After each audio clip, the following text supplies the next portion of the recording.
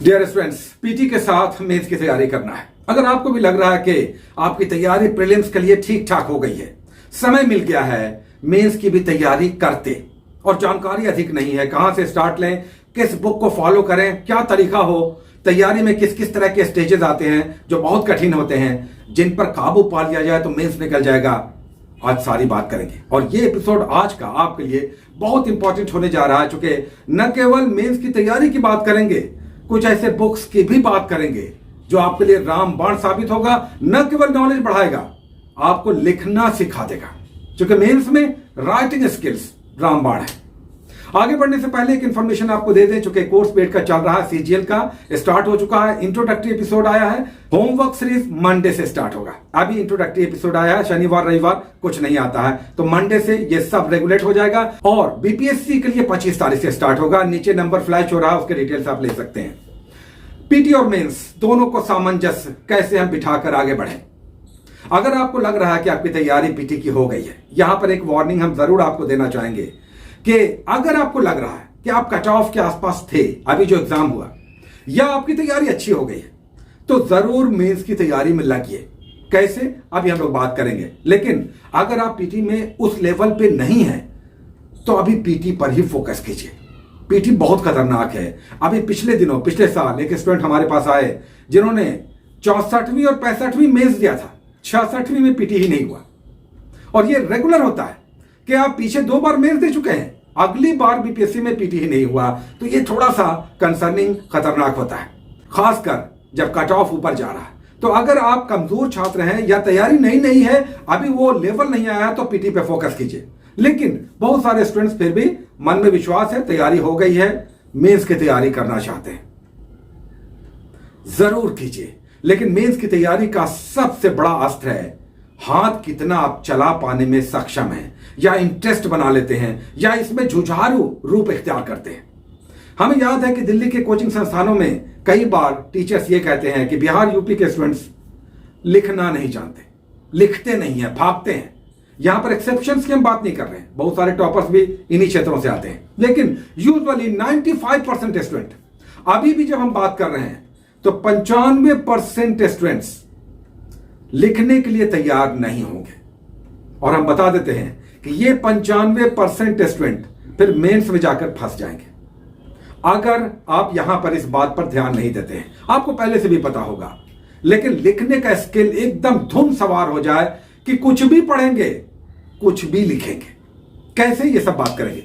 चलिए देखिए, मेंस की तैयारी की जहां तक बात करें तो 10-20 पर आपका मेरिट फाइनल बनता है। 300 मार्क्स के 3 पेपर होते हैं, एक ऑप्शनल होता है 300 मार्क्स का, और 2 जीएस होता है 300 मार्क्स का, 900 मार्क्स हो गया 900, और 120 का इंटरव्यू होता है। सब मिलाकर के आपकी रैंकिंग फाइनल बनती है। अगर आप ऑप्शनल की बात करते हैं तो हम बात करेंगे हिस्ट्री और हिंदी साहित्य की, जो उसी में हमारा थोड़ा बहुत ज्ञान है, सीमित ज्ञान है। एनीवे, सबका अपना अपना एक सब्जेक्ट होता है, अभी सब पे ये बात आएगी।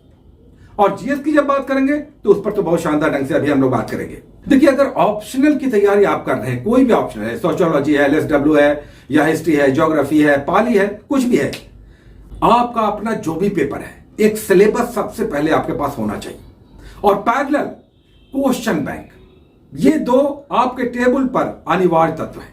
जैसे कॉपी और कलम होता है, उसके बिना आप लिख नहीं सकते।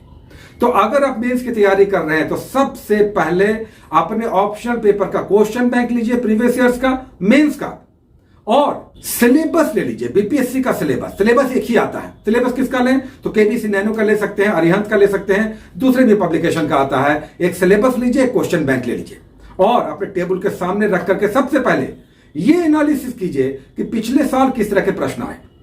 हम आपको बताते हैं कि अगर हिस्ट्री का हम एक उदाहरण दे रहे हैं कि अगर हिस्ट्री की बात आज हम आपको बता देते हैं, क्वेश्चंस इसके इर्द गिर्द ही रहेगा।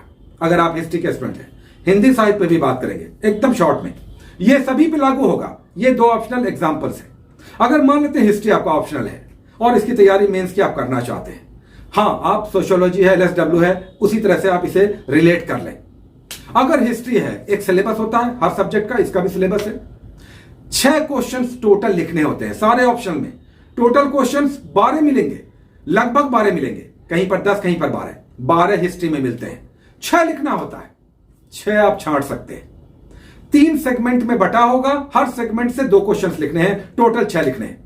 एंशिएंट का हम एक उदाहरण आपको दे रहे हैं कि अगर आप इतिहास के छात्र हैं या छात्रा हैं, इतिहास लेकर आप मेंस की तैयारी करना चाहते हैं, स्टार्ट अभी लेना चाहते हैं या चाहती हैं, तो सबसे पहले एंशिएंट में हम आपको बता दें, सिंधु सभ्यता को सबसे पहले पकड़िए, क्वेश्चन आना ही आना है। उसके बाद बौद्ध धर्म, जैन धर्म, मौर्य काल और गुप्त काल, 2 क्वेश्चन पक्का आना ही आना है। अब बताइए कौन सा ऐसा टॉपिक्स है जिसमें केवल 4 टॉपिक्स बता दिया जाए मेंस में और 2 क्वेश्चन आ जाए? तो इतना तो आप कर सकते हैं। तो इसके एक एक पार्ट को पढ़ जाएंगे। कैसे पढ़ेंगे देखिए, समझ लीजिए। इस 4 में से 2 क्वेश्चन आना ही आना है। और इंटरेस्टिंगली अभी जो लास्ट एग्जाम हुआ 66वीं का, उसमें मौर्य से भी आया, गुप्ता से भी आया और इंडस से भी आया, सिंधु सभ्यता से। तो 3 क्वेश्चन आ गए। हम पिछली बार भी हमने आप सभी को सजेस्ट किया था कि सिंधु कर लीजिए और जैन धर्म, बौद्ध धर्म कर लीजिए, मौर्य कर लीजिए, गुप्ता कर लीजिए। 2 क्वेश्चन पक्का है, मिनिमम 2 क्वेश्चन लिखना है। 3 क्वेश्चन रहेगा, एक सेक्शन में 3 क्वेश्चन रहेगा। मिनिमम 1 करना है, अधिकतम 2 करना है, टोटल 6 करना है। अब देखिए कैसे पढ़ें। अगर मान लेते हैं आप अपने सब्जेक्ट से रिलेट कर लीजिए। सिंधु सभ्यता है, हम एक एग्जाम्पल दे रहे हैं हिस्ट्री के संदर्भ में। सिंधु सभ्यता में 4 क्वेश्चन बनते हैं, 4 क्वेश्चन। एक, उद्भव और विस्तार या विकास। दूसरा, सिंधु सभ्यता का नगरीकरण, टाउन प्लानिंग। तीसरा, इसका व्यापार और उद्योग और व्यापार। और चौथा, पतन, डिक्लाइन। 4 क्वेश्चन। इसमें से 1 क्वेश्चन अगर इंडस पे आएगा तो 1 क्वेश्चन आना ही आना है। ऑलमोस्ट 98% ये फिक्स है कि इस 4 में से 1 ही आएगा। अगर इंडस से आएगा, सिंधु सभ्यता से आएगा। और लगातार अक्सर विशेषताएं आता है, लेकिन उद्भव, विस्तार, पतन और व्यापार भी कर लेना चाहिए। अब कैसे पढ़ें और कैसे हम स्किल्स को बढ़ाएं या मेंस की तैयारी करें, है ना? तो एक पार्ट आप ले लीजिए, उद्भव और विस्तार, और उस उद्भव विस्तार को कम से कम 2 बुक से पढ़ लीजिए। 2 बुक से, टेक्स्ट बुक से, और उसे आपको लिखना है। कम से कम 1 पेज आप लिखने बैठ जाइए। जैसे पढ़िए उद्भव विस्तार, 2 बुक से पढ़िए, 2 बार पढ़िए, 1 बार नहीं, 2 बुक से कम 2 बार पढ़िए, और तब इंस्टेंटली लिखने बैठ जाइए। क्या हमने समझा? स्टोरी को आपको समझना है।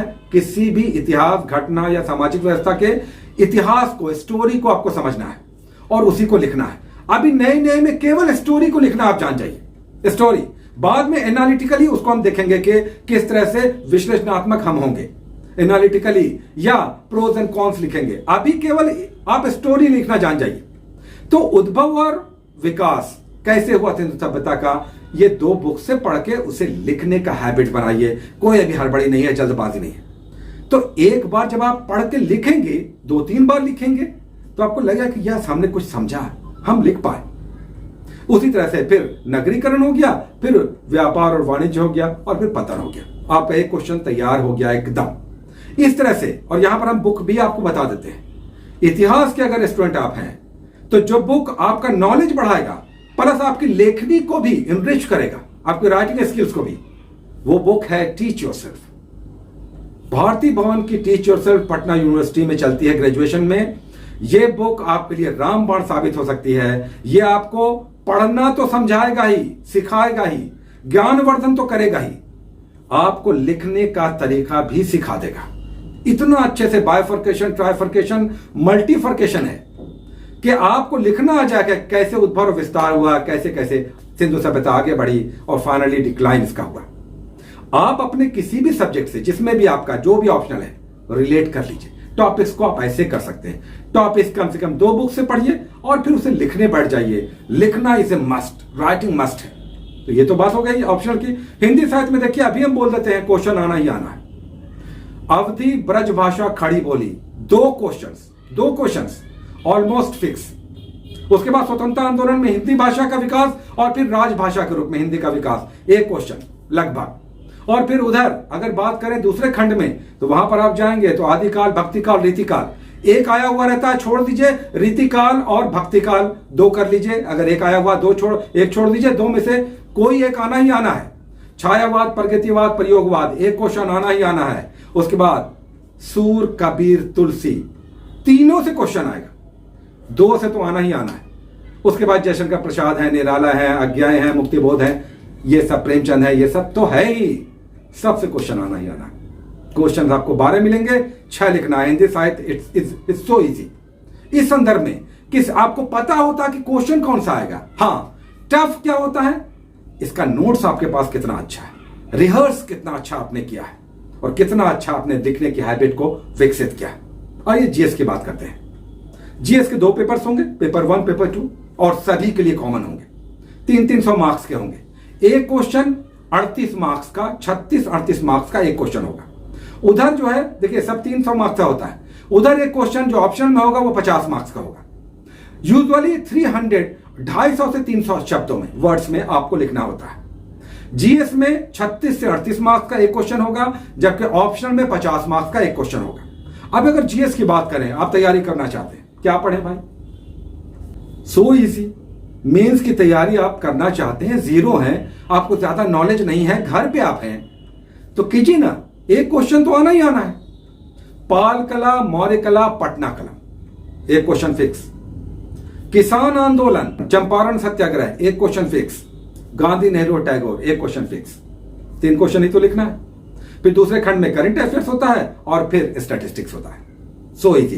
ये पेपर 1 अच्छा होता है। सो इजी का मतलब ये नहीं कि बस गए और लिख दिया, ये सब टफ होता। तैयारी करने बैठिएगा तो टफ भी होगा, बट मेरे कहने का मतलब है कि जो अप्रोच है वो इजी है, और उसके बाद आप इसे किस तरह से एग्जीक्यूट करते हैं ये टफ है। अप्रोच इजी है, एग्जीक्यूशन टफ है, इसे समझ लीजिए। उसी तरह से सेकंड पेपर टफ हो जाता है। वहां पर उद्योग है, उसका मिनरल्स पे पूछता है, जनसंख्या पे पूछता है, पर्यावरण पे पूछता है, व्यापार पे पूछता है, सूखा बाढ़ पे पूछता है। ये सारे क्वेश्चन पेपर 2 में आप करेंगे, ज्योग्राफी में, इकोनॉमी, साइंस एंड टेक्नोलॉजी में। आजकल कोविड पे क्वेश्चन आता ही आता है। तो इस तरह से करना क्या है, ये मैगजीन्स में बड़े अच्छे आर्टिकल्स आते हैं मैगजीन्स में। इसमें क्रॉनिकल बहुत अच्छा है, दर्पण भी अच्छा, दृष्टि तो है ही। इस 3 में से क्रॉनिकल सबसे बेस्ट है। क्रॉनिकल इंग्लिश में भी आती है, हिंदी में भी आती है।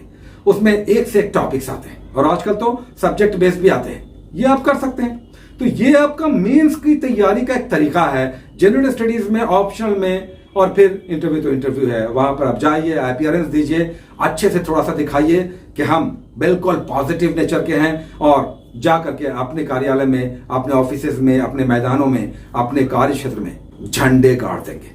पॉजिटिव होकर अच्छा इंटरव्यू दीजिए, एक पोस्ट आपके लिए पक्का।